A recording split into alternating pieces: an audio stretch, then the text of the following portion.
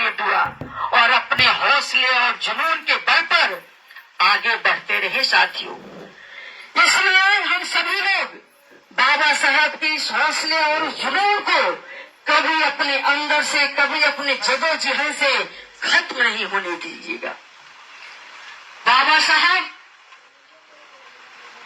लाख परिस्थितियों के बाद भी उन्होंने जो नारा दिया कि हम शिक्षित बने, हम संगठित हो और हम संघर्ष करें, उनके नारों को हर हमेशा हम सभी अपने अंदर जीवित रखेंगे साथियों।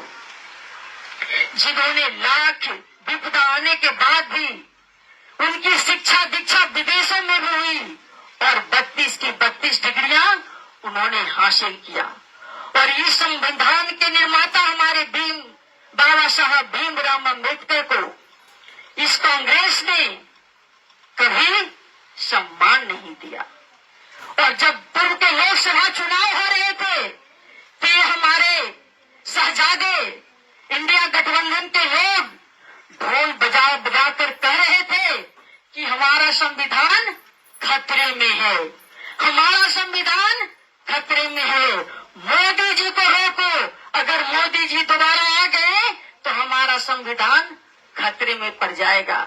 मैं इन ढकोसलेबाजों से पूछना चाहती हूँ जिनकी चाल, चरित्र और चेहरा देखने में तो कुछ और है और दिखाने को कुछ और है साथियों।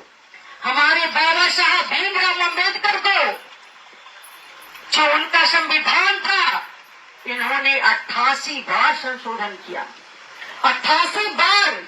और जब हमारे देश के यशस्वी प्रधानमंत्री नरेंद्र भाई मोदी जी जब सत्ता में आए तो उन्होंने 8 बार संशोधन किया और उस 8 बार संशोधन में जो उन्होंने कार्य किए, जो कार्य हमारे बाबा साहब भीमराव अम्बेडकर जी ने, जिनके सीने में टीस थी, उनके अधूरे कार्य को उन्होंने पूरा किया। और वो बिल था धारा 370। धारा 370 35 से 3 तलाक, वक्फ बोर्ड और पिछड़ा आयोग को संवैधानिक दर्जा जो हमारे देश के यशस्वी प्रधानमंत्री जी ने दिया, जो हमारे बाबा साहब भीमराव अम्बेडकर जी चाहते थे। ऐसे ढकोसलेबाज जिन्होंने बाबा साहब को चुनाव में भी हराने का काम किया, एमएस का लेकर जो हमारे बाबा साहब भीमराव अम्बेडकर जी को हराया था, उनको उन्होंने सम्मानित किया, उन्हें सम्मानित किया। और हमारे बाबा साहब को जब हमारे बीपी सिंह की सरकार बनी 1990 में, भाजपा समर्थित हमारी अटल जी की सरकार बनी, तब उसमें हमारे बाबा साहब को भारत रत्न से सम्मानित किया। लेकिन इस कांग्रेस के रखवाले, ये शहजादे, चाहे जवाहरलाल नेहरू हो, इंदिरा गांधी हो, राजीव गांधी हो, इन्होंने जीते जी हमारे बाबा साहब भीमराव अम्बेडकर को सम्मान नहीं दिया। सम्मान कब मिला?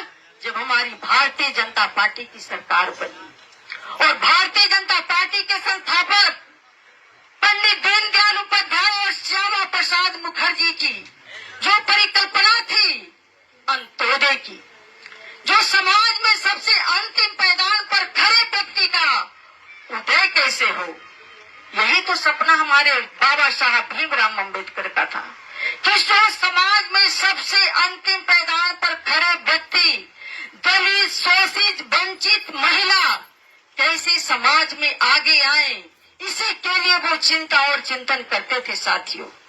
और आज उसकी चिंता और चिंतन को किसने खत्म किया? किसने खत्म